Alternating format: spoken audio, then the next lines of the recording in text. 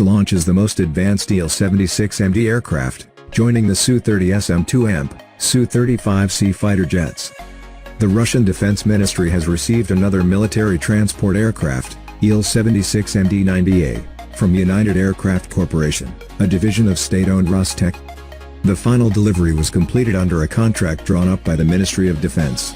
Rostec, on November 28, also said in a statement that it was increasing production of the aircraft for the Russian Defense Department. Director General of the United Aircraft Corporation, Yuri Slyusar said, "The delivery of this new transport aircraft is our contribution to meeting the need for military transport aircraft and strengthening the country's defense capabilities." Today, the new Il-76MD-90A is in the assembly process. The company laid the production foundation for next year.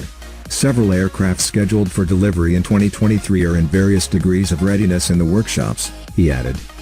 The new machine is equipped with the more modern PS-90A-76 engine, an upgraded chassis with a more powerful braking system, and the installation of digital onboard radio electronic equipment with display indicators.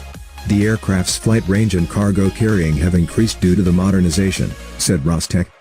The West has imposed tough sanctions to undermine Russia's defense industry at home, but Moscow's state-owned defense companies have provided the Russian troops with weapons in a timely manner.